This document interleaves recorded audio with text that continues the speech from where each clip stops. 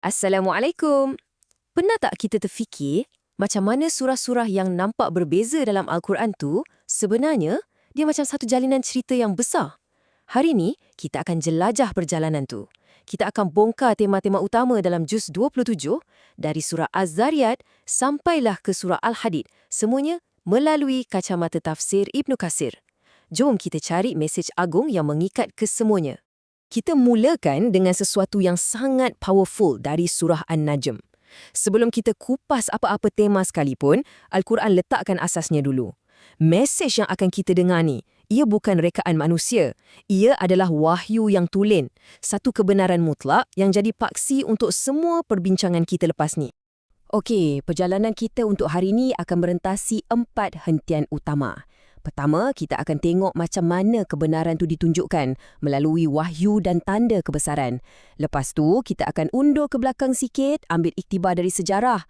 Kemudian, kita akan kembali ke masa sekarang untuk merenung makna kehidupan dunia. Dan akhirnya, kita akan pandang ke depan, menuju destinasi terakhir kita semua. Baiklah, jom kita mulakan dengan soalan yang paling asas sekali. Macam mana kita nak tahu semua ini betul? Inilah yang dikupas dalam bahagian pertama kita, wahyu dan tanda kebesaran.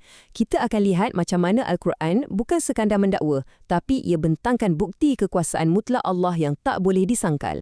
Di permulaan surah At-Tur, Allah mulakan dengan bukan 1 tapi 5 sumpah yang sangat agung. Kenapa sampai 5? Menurut Ibnu Katsir, Allah gunakan ciptaannya yang paling hebat dari gunung ke langit sampailah ke lautan untuk tegaskan satu benda yang pasti. Satu kepastian yang tak boleh diganggu-gugat. Azab bagi mereka yang ingkar itu pasti akan tiba. Ia bukan lagi satu kemungkinan, ia adalah satu janji.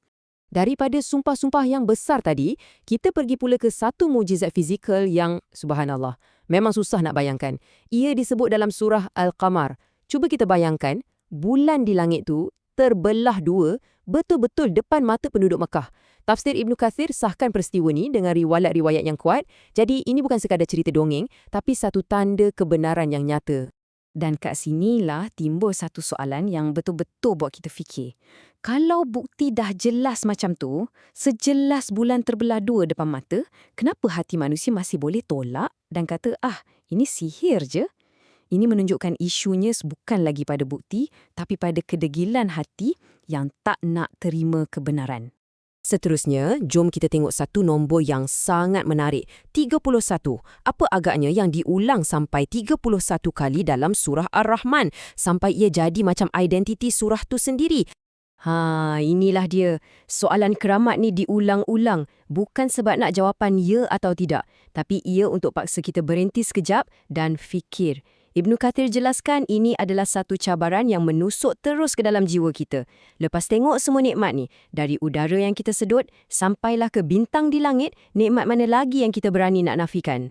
Okey, lepas kita tengok tanda-tanda kebesaran alam, Al-Quran bawa kita ke mesin masa pula. Ia bentangkan bukti dari sudut yang berbeza, bukti sejarah. Tema kedua kita ni tunjukkan yang kisah-kisah kaum terdahulu tu bukan sekadar cerita pengantar tidur. Ia adalah gema peringatan tentang akibat sebenar bila kebenaran ditolak. Cuba kita perhatikan corak yang sangat jelas ni yang ditekankan dalam surah Az-Zariyat dan Al-Qamar. Nama kaum mungkin lain, zaman mungkin berbeza. Nuh, Ad, Tamud, Fir'aun. Tapi jalan ceritanya sama. Seorang utusan datang bawa kebenaran, kaumnya menolak dan akhirnya keadilan Tuhan pun tiba. Inilah undang-undang sejarah yang Al-Quran bentangkan sebagai satu amaran yang terang. Dan yang paling menakjubkan kan, di tengah-tengah cerita-cerita tentang kehancuran ni, Allah selitkan ayat ni berkali-kali. Kata Ibnu Katsir, ia seolah-olah satu jemputan terbuka. Macam Allah cakap, tengok, aku dah jadikan Al-Quran ni mudah untuk kamu ambil pengajaran daripadanya. Mesej dah jelas, pengajaran dah mudah, soalannya cuma, adakah kita yang mahu mengambilnya? Baiklah, kita dah tengok tanda-tanda di alam semesta, kita dah belajar dari sejarah. Sekarang, Al-Quran tarik fokus tu balik pada kita, di sini dan sekarang. Bahagian ketiga ni adalah tentang makna kehidupan dunia.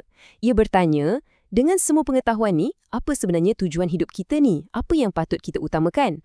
Surah Az-Zariyat bagi jawapan yang paling direct. Tujuan kita untuk beribadah. Tapi, dan ini twist yang sangat penting, Ibnu Kathir tekankan, kita beribadah bukan sebab Allah perlukan kita. Langsung tak. Tapi sebab kita yang perlukan tujuan tu untuk bagi makna pada hidup kita. Kita yang memerlukan dia, bukan sebaliknya. Lepas tu, dalam surah Al-Hadid, kita diperkenalkan dengan satu anjakan pemikiran tentang keuangan yang luar biasa. Konsep Qardan Hasanah atau pinjaman yang baik. Ia ajar kita untuk tengok sedekah dan infak tu bukan sebagai satu kerugian, tapi sebagai pelaburan yang paling bijak. Kita bukan hilang duit, kita pinjamkan kepada Tuhan yang dah janji akan bagi pulangan berlipat kali ganda. Dan yang lagi menarik, rupanya bukan semua pengorbanan tu sama nilainya. Surah Al-Hadid ajar kita tentang waktu atau timing. Memberi semasa kita tengah susah, masa tak menentu, sebelum datangnya kemenangan, itu darjatnya jauh lebih tinggi. Mesejnya, kesukaran tu sebenarnya adalah satu peluang keemasan untuk kita raih ganjaran yang tiada tandingannya. Dan sekarang, perjalanan kita dah sampai ke stesen terakhir. Bahagian akhir ni bawa kita ke hari di mana semua perjalanan akan berakhir. Hari Pengasingan Agung.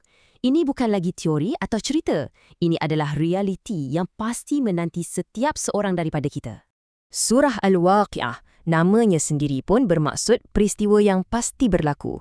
Ia melukiskan gambaran pemisahan ni dengan sangat-sangat jelas. Manusia akan terbahagi kepada 3 kumpulan. Ada as-sabiqun, mereka yang sentiasa di depan, berlumba-lumba buat baik. Ada ashabul yamin, golongan kanan yang selamat. Dan ada ashabul shimal, golongan kiri yang penuh penyesalan. Dan cuba bayangkan gambaran yang penuh harapan dari surah Al-Hadid ni. Pada hari yang segalanya gelap gelita, orang-orang beriman tak perlukan lampu suluh. Cahaya mereka akan terpancar dari dalam diri mereka sendiri.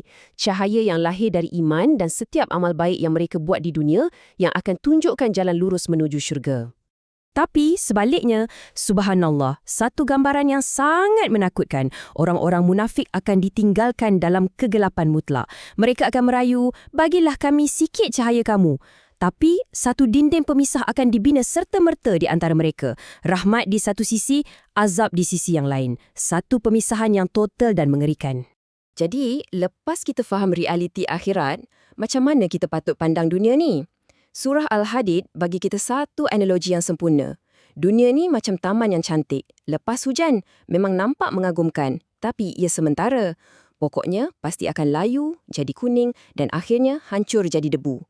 Inilah peringatan terakhir, supaya kita tak terpedaya dengan keindahan dunia yang akan berlalu. Dan semua ini, semua perbincangan kita ni, membawa kita kepada satu soalan. Satu-satunya soalan yang paling penting. Selepas melihat tanda kebesarannya, belajar dari sejarah, faham tujuan hidup dan nampak destinasi terakhir kita, soalan tu kembali kepada diri kita sendiri. Di dalam golongan manakah kita akan berada? Jawapannya tidak tertulis di langit, tapi sedang kita tulis melalui setiap pilihan yang kita buat bermula hari ini.